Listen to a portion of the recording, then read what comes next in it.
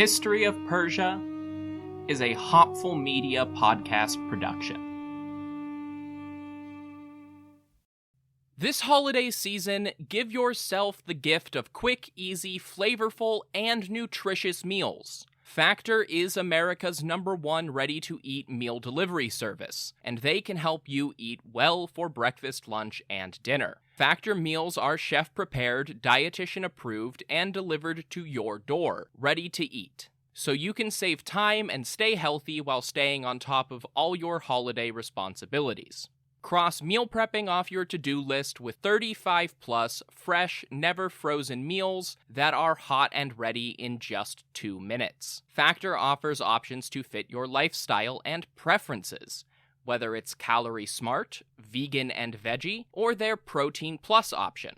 This December, get Factor and enjoy eating well without the hassle.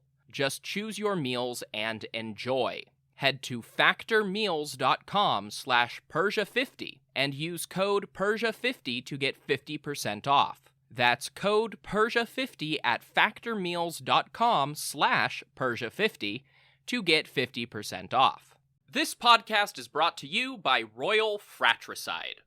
Attention, princes and kings! Does your empire have 1 million or more subjects?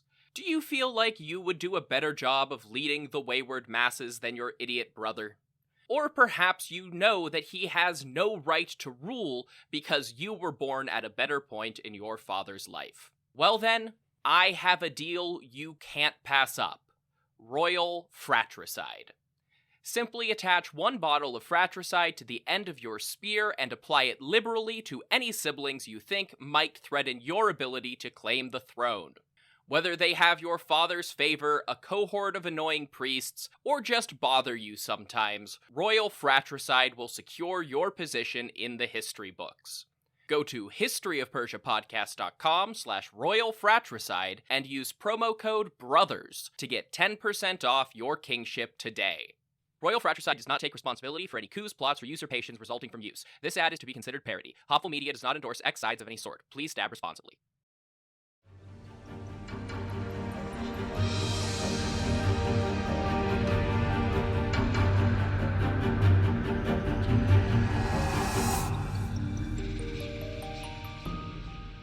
Hello everyone, welcome to the History of Persia, episode 86, Old Enemies, New Friends. Last time, we began the newest war between the Persian Empire and the ambitious cities of Greece. In this case, the fallout of the War of the Brothers blew across the Aegean to Sparta, still formally at war with Artaxerxes II from their alliance with Cyrus the Younger. They sent the general Thibron to support the rebels of the Ionian coast. Meanwhile, their admiral in Byzantium hired the 8,000 or so remaining mercenaries from Cyrus the Younger's army, received bribes from the satrap Pharnabazus II of Phrygia, and fired the mercenaries. Xenophon and the mercenaries spent the last few months of 400 BC in service to Seuthes of southern Thrace before being hired by Thibron. The mercenaries campaigned with him and on his behalf in Aeolus, the northwestern coast of Anatolia, until late winter of 398. At that point, Thibron's replacement as Sparta's eastern commander was on the way, with plans of a campaign through Lydia down to Caria. They broke off a siege at Larissa without taking the city and headed south, facing little to no resistance from Tissaphernes' garrisons, who would still have been dispersed in small pockets for their winter quarters. Thibron's replacement was Derkylidas, who had earned a reputation for resourcefulness and stubbornness during the alliance with Persia back in the 410s. So much so that the Spartans took to calling him Sisyphus. Thibron's command had prolonged this newest Ionian revolt, the 4th by my count, and permitted some already rebellious cities in Phrygia to join in. But it did little to expand the war or force Artaxerxes and the satraps to the negotiating table. Derkylidas was chosen to expand the conflict, but also because he disliked Tissaphernes and Pharnabazus, especially the latter, stemming from their intractable behavior a decade earlier. If you want something done right, send in a personal grudge match. Derkylidas arrived in Ephesus with more troops from Sparta and marched up north to meet and take command of Thibron's forces. He traveled through mostly friendly rebel Ionian territory before rendezvousing with the existing Spartan army. With a larger force, he returned to Larissa and offered amnesty to the Greek garrison there if they surrendered. Not only did they surrender, but 2 of the neighboring cities sent offers the same day, with 3 more coming soon after. If you cast your memory back to episode 83, many of these cities were guarded by mercenary garrisons installed by the female governor Mania, and had been treated to lapsed pay, derogatory remarks, and general condescension by the new local governor Madius ever since he assassinated his predecessor. With amnesty and payment in service to Sparta on the table, switching sides was an easy call. Madius had proven himself so unpopular in the months since he became governor that Derkylidas didn't even attempt to besiege his capital, the Greek city of Gergis. He simply marched up to the gates and demanded to be let in. The Greek mercenaries inside obliged. They joined the Spartan army and they all occupied Gergis together, captured Madius, and looted only his mansion and the mansion that once belonged to Mania. The Greek inhabitants were left secure and happy, and the Spartans took enough loot from the mansions to pay the army for a full year. With so much success in Pharnabazus' territory, Derkylidas decided to change plans. Rather than going south to battle Tissaphernes, he went north to Bithynia and raided Persian territory there. As winter approached, he sent an embassy to Pharnabazus, offering an armistice. And Pharnabazus was forced to agree. With the Spartan army to his east and rebellion to his west, his personal seat in Derkylidas was just too vulnerable. It was not a full halt to the war between Sparta and Persia, but an agreement to leave things as they stood in the Phrygian satrapy, with Iolus in Spartan hands, free of interference from Pharnabazus. The next spring, the Spartans sailed over to Lampascus, where Derkylidas received word that his command in the east would be extended for another year. The whole army was briefly distracted by additional orders from Sparta to cross over to the European side of the Hellespont and stop Thracian raiding against Spartan colonies in the Chersonese. But negotiations with King Seuthes put an end to that peacefully, so they just returned to Iolus to inspect the Greek cities in rebellion. You have to figure that the fact that 8,000 of the Spartan troops were Seuthes' former comrades in arms had something to do with that. Aside from one town that had become a base for pirates, Derkylidas was pleased and contented to march south, resuming his original plans for an invasion of Caria, where Tissaphernes personally owned large tracts of land and estates. On the Persian end of things, Artaxerxes II was apparently frustrated by Pharnabazus' willingness to cooperate with the enemy, because he declared Tissaphernes would take overall command in Anatolia. Pharnabazus had sat quietly to watch the civil war play out, while Tissaphernes repeatedly warned the king of Cyrus's intentions. The favored satrap was obvious. Pharnabazus had to end his truce with Sparta and bring forces south to join up with Tissaphernes' men. Rather than facing the Spartans in open battle on the road, the two satraps installed large garrisons on the border fortresses between Caria and Ionia, then kept the bulk of their force further north with plans to invade once Derkylidas was distracted in the south. but they moved too quickly, and the Spartans called off the invasion to defend their existing gains. They faced off for a pitched battle near the Meander River, but Tissaphernes was hesitant to engage with the Spartans. Pharnabazus was less concerned. The Persians had the advantage of numbers and cavalry, but to his credit, Tissaphernes knew his enemy much better. He knew that Cyrus's mercenaries comprised the bulk of the enemy force, and he had fought those men repeatedly as they fled through Assyria with little success. Instead, he wanted to negotiate.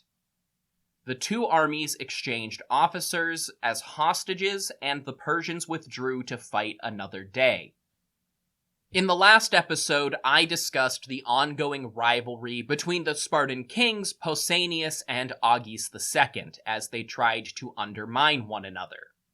That rivalry even infiltrates our sources, with Diodorus claiming that Pausanias led a campaign against one of Sparta's neighbors in Greece in 401, and Xenophon saying it was Agis in 398.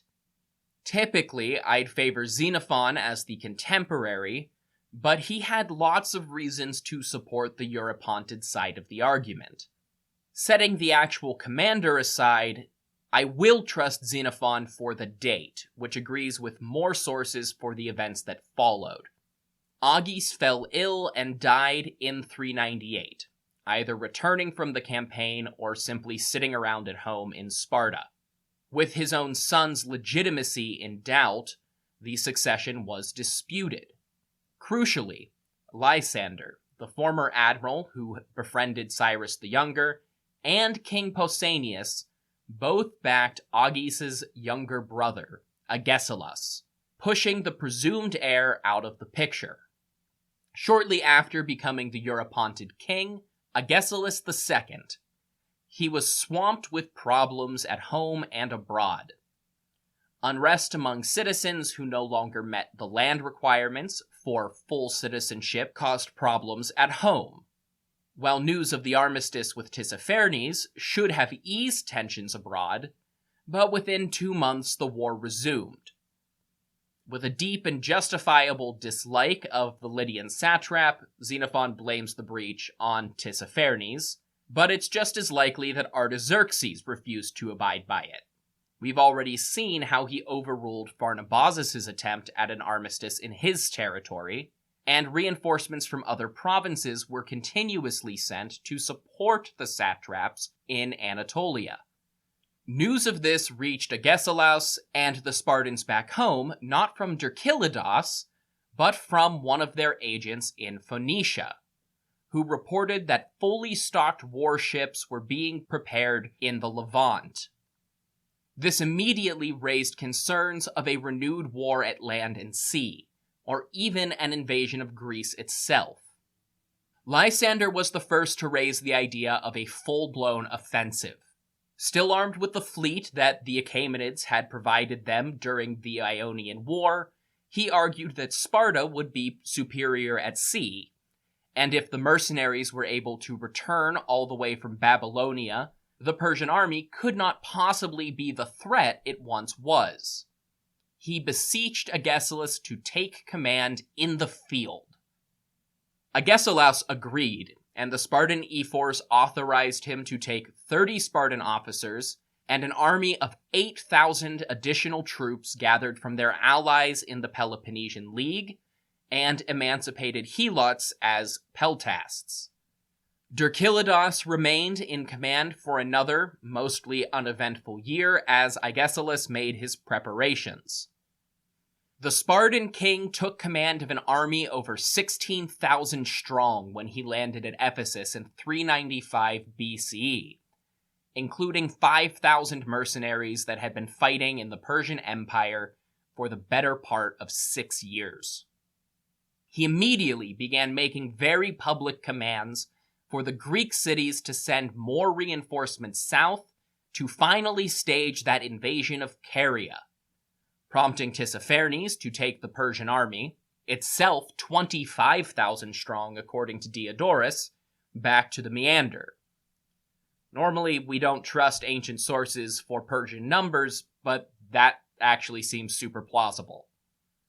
Quite frankly, Agesilaus played the satrap like a fiddle. With the full force of the Persian army in the south, the Spartans went north, sweeping through western Lydia, taking any Greek city that had remained loyal, defeating local garrisons, be they imperial recruits or local Greeks, and plundering every town and village they could find. Unlike previous Greek raiders we've seen recently, Agesilaus was a savvier politician. He forbade burning fields and destruction of crops in captured territory.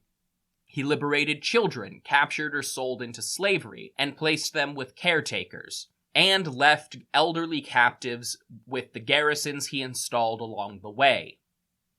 The goal was not simple mercenary plunder, but to take and hold territory, and to do that, he had to endear the inhabitants of Ionia to Spartan rule. Much like raiding the mansions of the Aeolian governors, this light-handed approach was more than sufficient. The army became self-funded. The Spartan government had guaranteed funds for 6 months, and Agesilaus stored up enough loot from the captured estates to fund his campaign into the next year, and inform his friends back in Sparta which commodities were about to flood the markets of Greece. This allowed investors in the Spartan nobility to do some insider trading and grow rich off the spoils of war. Agesilaus' army only saw significant resistance when they neared Daskylaeum in Phrygia. Pharnabazus left most of his army in Tissaphernes' command and returned home to govern his province. So he rode out with what cavalry force he could and attacked the Greeks in the plains outside his capital. They only had a small cavalry force of their own and were forced to retreat. But unlike previous commanders and mercenaries, Agesilaus had all of Sparta's resources at his disposal. He spent that winter recruiting and training his own cavalry.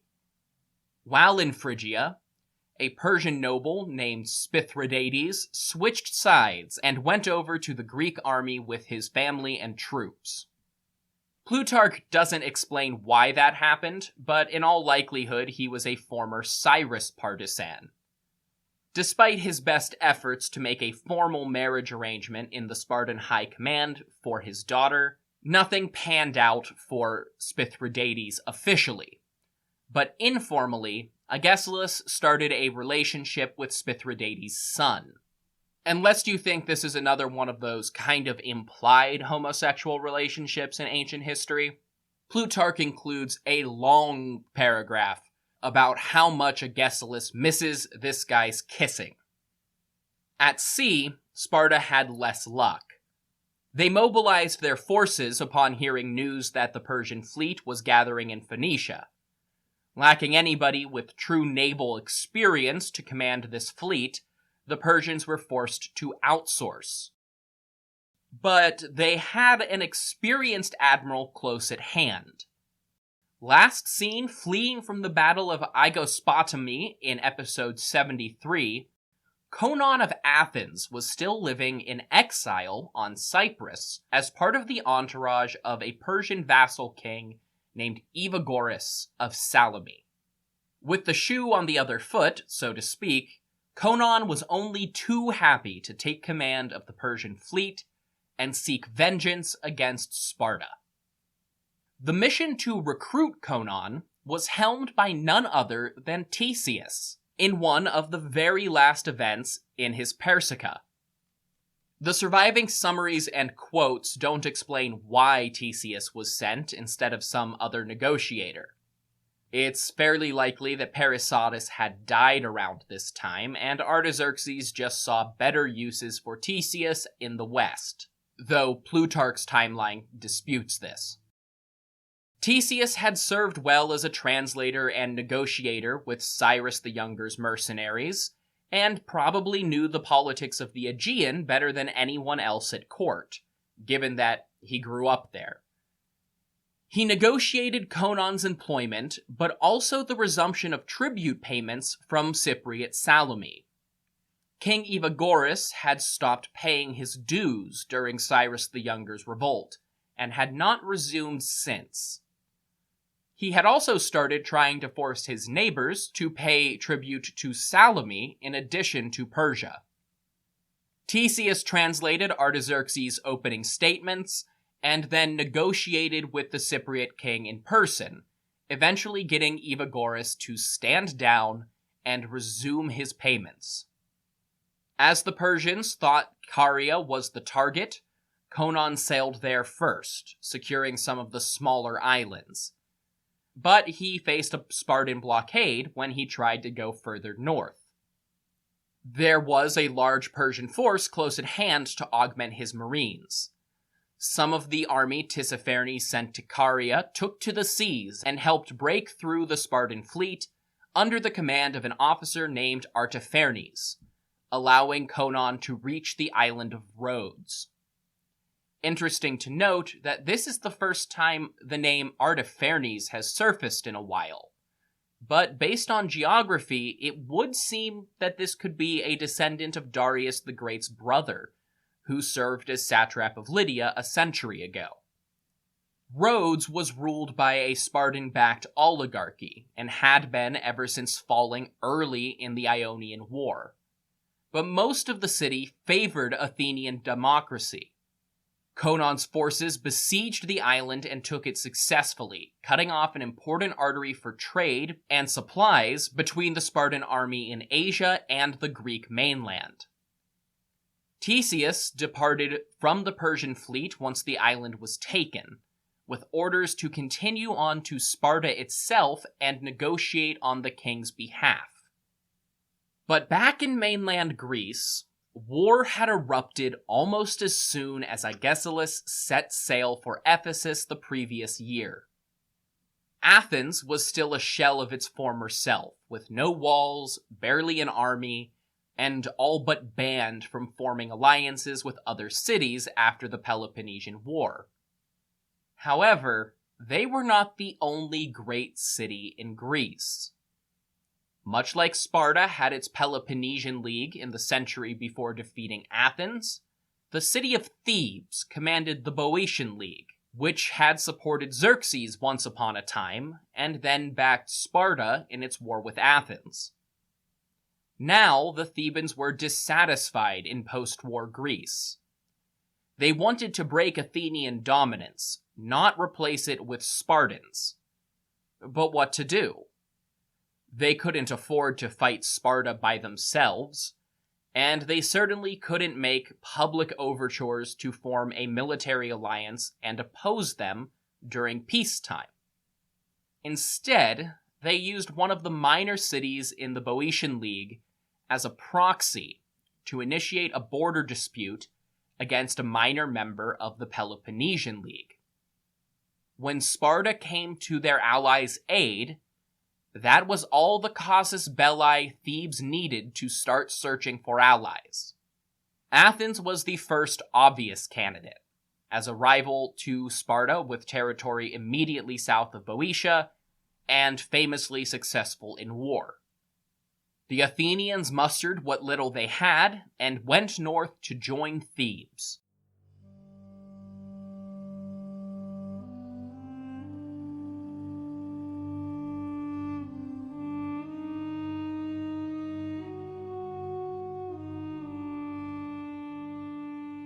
Happy New Year, everyone! If your New Year's resolution includes learning a new language, maybe because you want to connect with friends and family, or maybe to add a new and useful skill to your resume, then Rosetta Stone is for you. Rosetta Stone is the most trusted language learning program with more than 30 years of experience behind it. They offer 25 languages, including Spanish, German, Arabic, Persian, and Chinese, as well as a lifetime membership for you to buy now and get access to all of the lessons forever. Rosetta Stone has the best speech recognition technology of any language learning app out there to help you practice speaking and get feedback on your pronunciation. The focus of the program is on having real conversations, not just knowing a few translations. It's more effective and a more fun way to learn. So start the new year with a new skill. Don't put off learning that language. There's no better time than right now to get started. For a very limited time, History of Persia listeners can get Rosetta Stone's lifetime membership for 50% off. That's 50% off unlimited access to 25 language courses for the rest of your life. Redeem your 50% off at rosettastone.com/today.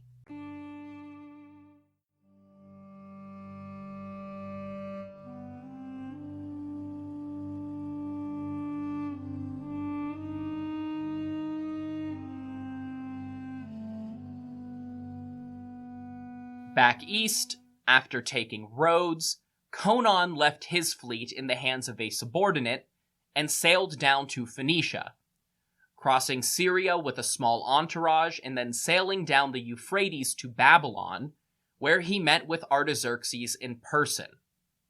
Conon laid out a plan that would allow Artaxerxes to not only expel all mainland influence from Ionia, but extend his personal influence in Greece to a degree that his ancestors only ever dreamed about, all without raising any new armies. All Conon asked for was financial support. Artaxerxes granted it, authorizing 10,000 golden darics to spend on the project, and giving Conon permission to pick any of the western satraps as his co-commander. Conon chose Pharnabazus and returned to Phrygia, where he explained his plan to the satrap. Emissaries from the Athenian and Pharnabazus fanned out across the Aegean. They went to the islands surrounding mainland Greece, the colonies in the Chalcidices, the kings of Thessaly, and a number of inland cities in central Greece, making well-placed bribes and promises of Persian support. Everywhere they went, local leaders turned against Sparta and sent their representatives down to Corinth, while Conon himself returned to Athens for the first time in 13 years, with a big box of shiny gold coins set aside to rebuild their defensive walls. On the same trip, Conon induced most of the islands of the Cyclades to join their cause, and recruited the remains of the Athenian fleet to return with him to Anatolia, join the Persian fleet, and fight Sparta together in the next year's campaign. Back in Asia, the Spartans regrouped at Ephesus to resume the campaign better equipped to counter Persian horsemen in the field for spring 394. Agesilaus continued to play Tissaphernes like a very predictable puppet. This time, he loudly announced that he would plunge deep into Lydia, raid along the fertile river plains, and attack Sardis itself. The satrap took this as a repeat of the previous year's ruse, and assumed that he would actually commit to the long-awaited Carian campaign. Instead, Agesilaus planned to repeat the Athenian march on Sardis from the first Ionian revolt. He did exactly what he promised. The Greek army moved swiftly through the open plains of western Lydia for 3 days, plundering all the while before Tissaphernes' cavalry were able to catch up. They tore through scattered raiding parties in the countryside with ease, outnumbering them significantly, and having the advantage of mounted mobility.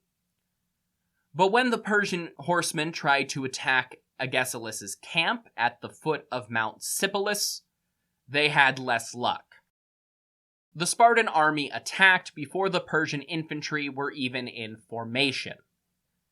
The newly minted Greek cavalry initially struggled against their Persian counterparts, but Greek peltasts led the charge behind them, dispersing the Persian infantry with missile fire and giving the hoplites time to charge up without the usual Persian blanket of arrows over the battlefield. With Xenophon and the mercenaries as the core of this Greek charge, they smashed through the remaining Persian infantry just as they had at Cunaxa, forcing Tissaphernes' men to retreat. By then, it was too late. The Greek peltasts had proceeded past the Persian lines and seized Tissaphernes' camp as soon as they had finished playing their role in the charge. The Greeks claimed personal belongings, tents, family members, servants, and slaves as plunder. New Spartan officers actually arrived just after defeating this Persian army. They came with news that Agesilaus had officially received command of both the navy and the army, the first Spartan to ever hold both positions simultaneously. He delegated control of the fleet to his brother-in-law, Peisander, and continued on to Sardis in person. Peisander was a controversial choice.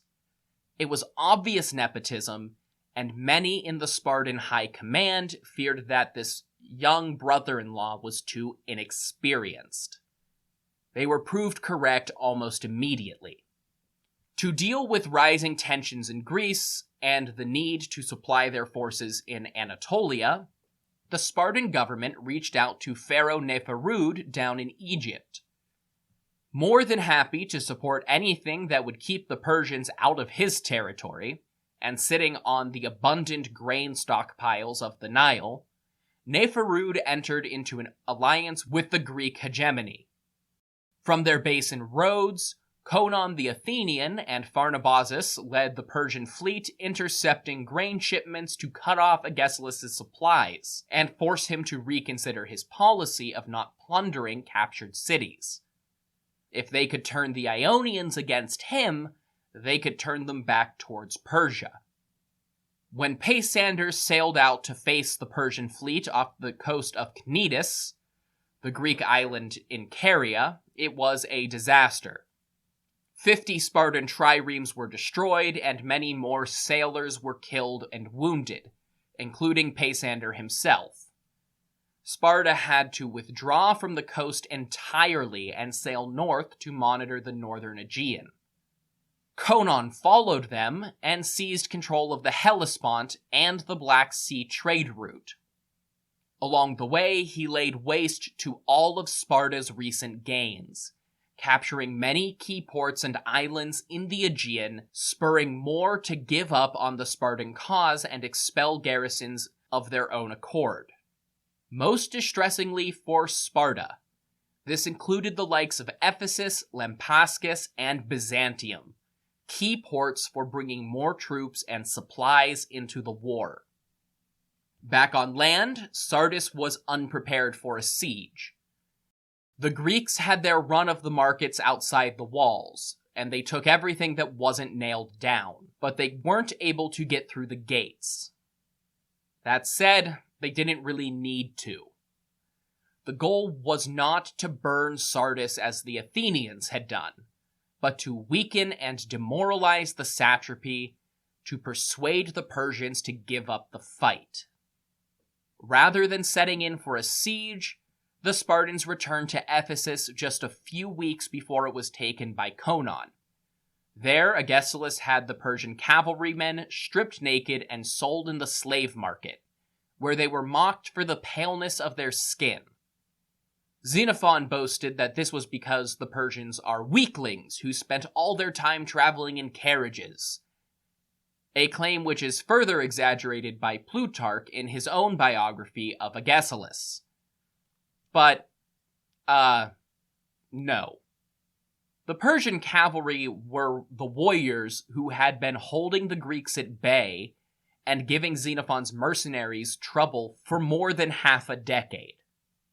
They just wore head-to-toe clothing, felt hoods or caps over long-sleeved tunics and full-length trousers with closed-toed shoes, as opposed to the Greeks fighting in short-sleeved skirts and sandals.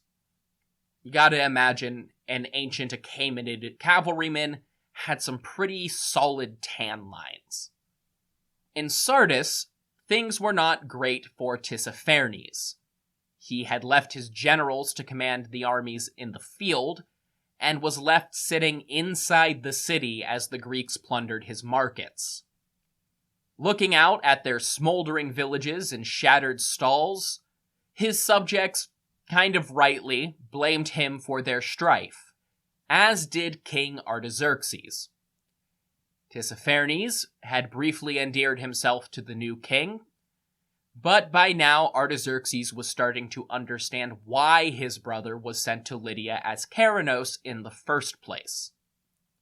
Time and time again, Tissaphernes had proven himself incompetent in the face of Greek incursions, be they Spartan or Athenian.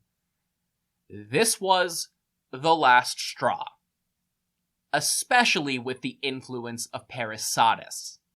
She may have been exiled in Babylon, but the Queen Mother still had her friends at court, and she hated the satrap of Lydia to the bone for his role in Cyrus's death and his relationship to Teratukmes, who murdered her daughter. Tissaphernes was still a known risk. He controlled the war zone, a royal army, negotiations with Sparta, and had a proven reputation of rebelling or disobeying orders from his superiors if he saw personal gain. So, soon after the Battle of Sardis, Tissaphernes received an invitation to a banquet in the city of Colossae, ruled over by Arrhiaeus, the one-time supporter of Cyrus. Thinking this was a fairly routine invitation from a vassal to entertain his superior, Tissaphernes went only to find no party, only Arrhiaeus and Tithrostes, a new Persian noble on the scene. Tithrostes had been appointed satrap of Lydia and had orders to execute Tissaphernes. After nearly 3 decades in royal service in Anatolia, Tissaphernes was detained, decapitated, and his head was sent back to Artaxerxes. Tithrostes then sent an envoy to Sparta. As Tissaphernes had done, Tithrostes demanded that they leave Ionia at once and restore things as agreed on at the end of the Peloponnesian War. Naturally, Agesilaus said no. But he told Tithrostes that he would leave Lydia for the time being and take the war north to Pharnabazus' territory. A gift for the man who finally got rid of Tissaphernes. When they reached Phrygia, they crossed Pharnabazus' lands, heading northeast toward Paphlagonia. The local ruler, Coryllas, was still in open rebellion, stemming from his support for Cyrus the Younger. Coryllas happily allied himself with Sparta, a pact solidified by marrying the daughter of the Persian turncoat Spithridates. Unfortunately, this did not last long. Spithridates took command of the Paphlagonian cavalry, and when his Spartan co-commander demanded they turn their plunder over to Agesilaus' war treasury one too many times, Spithridates took the Paphlagonians' road to Sardis and begged forgiveness, pledging his service to Tithrostes. It was at this point that Agesilaus mourned the loss of Spithridates' son and his wonderful kisses. As autumn turned to winter, and the campaign season drew to a close, Pharnabazus offered one last parley with Agesilaus, operating through a mutual associate in the Greek city of Kyzikos. Agesilaus agreed to a meeting in person, but it was carefully choreographed to judge the satrap. Ornate Persian rugs were brought out into a field outside the city walls and laid out on the ground to host the meeting with all of the cushions and finery befitting one of the highest-ranking Persian nobles in the empire. But the Spartan took a seat in the grass, lounging against a tree. Fortunately for Pharnabazus, the satrap of Phrygia was more astute than most of his colleagues. He bypassed the rugs and cushions to sit next to Agesilaus in the grass. It was simultaneously an overture to Spartan sensibilities and a show of force that he was not the soft old man Sparta expected. The satrap accused the Spartans of betraying Persia politically and Pharnabazus himself on a personal level. They had been close allies in the war against Athens not that long ago. Agesilaus responded to say that their alliance was only supported by Cyrus in the end, and that Artaxerxes II's ascension to kingship had broken the truce. However, he also offered to support Pharnabazus should he choose to rebel. They had no conflict with him or the people of Hellespontine Phrygia in particular, just the empire more broadly. Pharnabazus was a loyalist through and through, from a long line of leal satraps that had always enjoyed royal favor. He told Agesilaus that the only way he would ever rebel would be if Artaxerxes replaced him arbitrarily. Were that to happen, he promised to take Sparta up on the offer. Over the course of the meeting, the king befriended both Pharnabazus and some of his entourage, parting ways not as bitter foes like Tissaphernes, but as respectable adversaries divided by politics. But even as this meeting took place, events were unfolding worlds away that would change the course of the war. Back in Greece, Persian support escalated things. Sparta preferred to keep one king at home when the other was in the field, but with Agesilaus on another continent pillaging Phrygia, Pausanias had to be sent in. But he arrived too late. Lysander and the initial Spartan armies sent to fight Thebes were already defeated, and Lysander wanted to put Pausanias on trial for treason. The accusation was that the king was deliberately slow in hopes of eliminating Lysander's influence, getting Spartan men killed. With the second trial for treason in as many years hanging over him, Pausanias opted to flee off into exile on the island of Tegea. That brought his 14-year-old son to the Agiad throne, too young to actually fulfill political duties as the war continued to escalate. With Sparta's position clearly not as strong as they once believed, other cities joined the war. Argos, Sparta's perpetual rival in the Peloponnese, was no surprise. But Corinth was another matter. One of the Spartans' most steadfast allies for centuries, the Corinthians rankled under Spartan imperialism in recent decades, and decided that it was high time to knock them down a peg. They offered their city on the Isthmus as the base of operations for the newly formed alliance of Argos, Athens, and Thebes. So began the Corinthian War, with the city that traditionally defended the whole of the Peloponnese from outside invasion now siding with outside invaders. With a growing anti-Spartan alliance and only a boy king at home, Agesilaus was forced to abandon his efforts in Anatolia. He gathered up all of his forces on board the battered Spartan fleet and crossed from Sestos to Abydos, the only cities still loyal to Sparta on the Hellespont. The fleet didn't have room for the full army to travel at once, and there were now enemies of Sparta dotting the Thracian coast. So in a twist of history, the Spartan army marched north and west from Sestos, following the route taken by Xerxes 86 years earlier in late autumn of 394.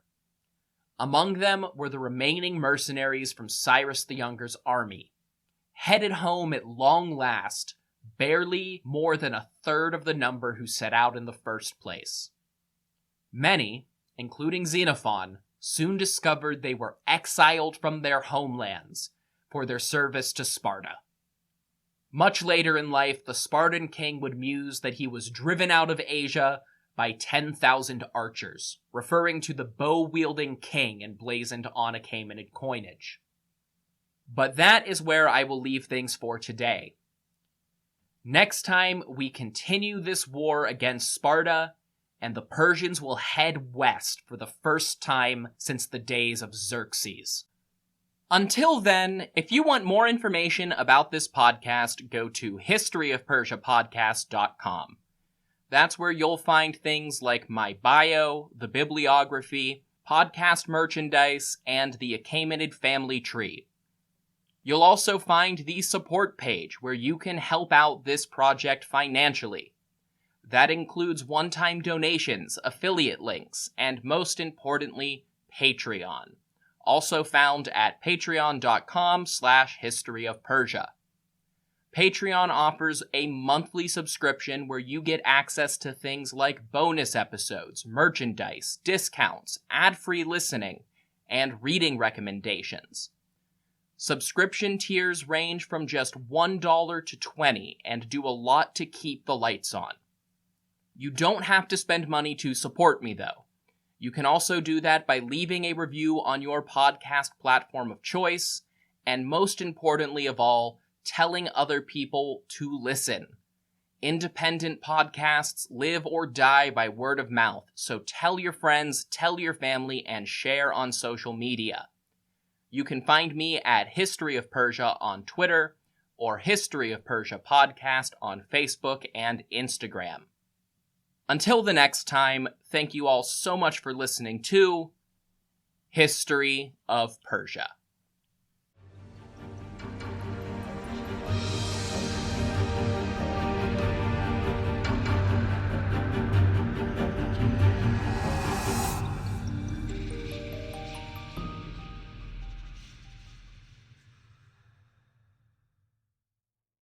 This podcast is brought to you by Royal Fratricide. Attention, princes and kings! Does your empire have 1 million or more subjects? Do you feel like you would do a better job of leading the wayward masses than your idiot brother? Or perhaps you know that he has no right to rule because you were born at a better point in your father's life. Well then, I have a deal you can't pass up. Royal Fratricide. Simply attach 1 bottle of fratricide to the end of your spear and apply it liberally to any siblings you think might threaten your ability to claim the throne. Whether they have your father's favor, a cohort of annoying priests, or just bother you sometimes, Royal Fratricide will secure your position in the history books. Go to historyofpersiapodcast.com/Royal Fratricide and use promo code BROTHERS to get 10% off your kingship today. Royal Fratricide does not take responsibility for any coups, plots, or usurpations resulting from use. This ad is to be considered parody. Hopful Media does not endorse X sides of any sort. Please stab responsibly.